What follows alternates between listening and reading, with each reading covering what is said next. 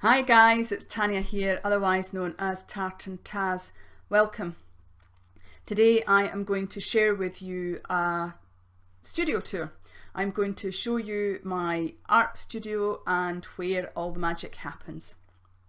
I know I spend a lot of time looking at other people's studios for inspiration. My studio is still work in progress. I've made probably about 4 changes since moving into this house in June. So I hope you enjoy this video.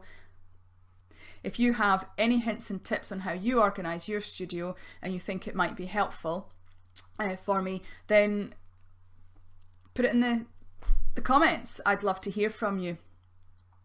If you enjoy this video, please give me the thumbs up, like, share and subscribe, as it helps to support this channel and helps me to continue to make content. So enjoy. I'll see you all at the end. As you can see, we're at the door. This is not just any old door, it's the doorway to my creativity, to my haven. In a second I shall open the door and welcome. We're now in my studio. It's a sparse welcome, but it will change. So moving just round the room, just giving you an overall feel of the studio. As you can see, there are 3 areas in which I can work, and I will be going into each of them in a little bit more detail. I'm starting off at my clean desk, which is right in front of a lovely window, lets in all the light. I call it my clean desk because it's not covered in paint. It's an area that I can sit and work at my computer, so be it doing my emails or editing videos, I can do it without fear of paint getting on my laptop, and occasionally daydreaming outside looking at the trees. I'm not going to show you inside the drawers at this time because it's really disorganised. It is total chaos. Things have just been thrown away in a space and requires to be sorted out at a future date. But what I would like to show you is what I've been up to this morning. A dip pen that I bought from Pen Heaven arrived this morning, so I opened it and was playing about with ways in which I can photograph it lovely with my Hobonichi. You can see here that I have beautiful colours on my Hobonichi cover with a postcard that I found when I was clearing up the studio in order to do this particular filming. Now this dip pen is pewter, absolutely gorgeous, with a blown glass handle. So moving on round the room towards the big unit that you saw earlier on. Down in the corner there is a storage box. I think I have got lots of scrapbook papers and various bits and bobs from my scrapbooking days in there. Again, I'm not going to open the cupboards, all of the cupboards. I opened some of them but not all of them because it is just chaos. There's some storage boxes, obviously clear ones that I can kind of see at a glance what's in them, and opening up this side of the cupboard, you can see that's just a little bit of the chaos. This is neat compared to the chaos that's in the other drawers and cupboards. I have got scrapbooking stuff, I've got card making stuff, I have got wool, all sorts of things in there. And underneath on top of the boxes is where I am keeping some of my completed work and also my works in progress. It's an area that is away from the light and underneath here is where I am keeping my big sketchbook and my paper pads.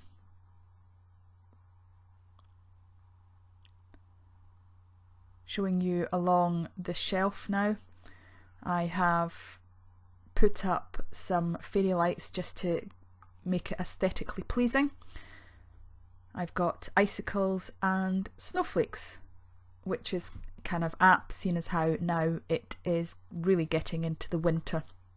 Along this shelf I am trying to keep it things that I really need and also things that are going to look pretty. And down here I'm just showing you the postcards that I came across when I was cleaning the room. I put them down there so that it reminds me to put them up, which since filming I have actually done this. In there I've got basket and a few other bits and bobs along towards the end.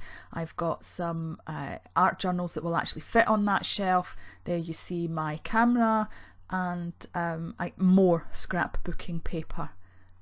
I think I could probably open up a scrapbooking paper shop, the amount I've got at the moment. And some more chaos, some baskets. There actually is giant knitting needles that I don't think you can actually see in this film, but you caught a glimpse of the giant ball of strips of fabric that you use with the knitting needles to knit things.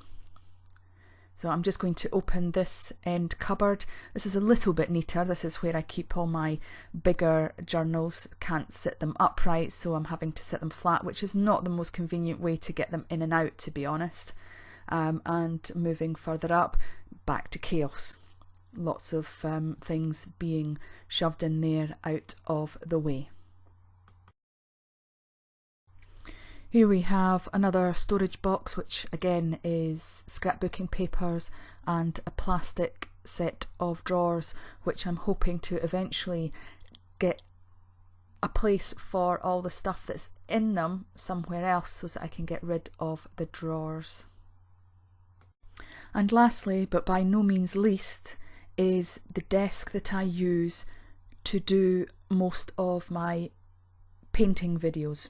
This is where I will sit and paint. It's covered in paint and I love it. It's an old-fashioned desk. It's a roll-top desk.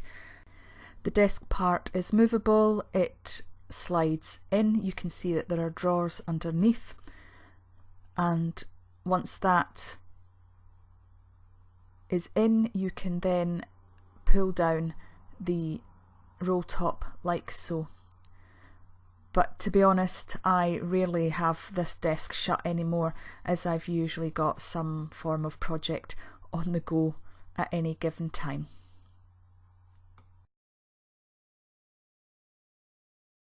This is a close-up view of how I film overhead.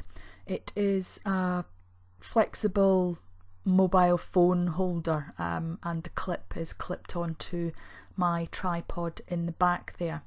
Now, someone did ask me about the weight of the camera. As you can see, the camera's not in it at the moment because I'm filming with it, but they wondered about whether the weight of the camera would tip the thing forward. So I'm just going to zoom in a little bit to the back here and show you. Now, the two tripod legs are at the front, and there is one at the back that is actually extended slightly that sits behind this colourful storage unit, and that is what prevents any tipping. And here is my daylight lamp, which when it's moved close, it actually sits above the camera.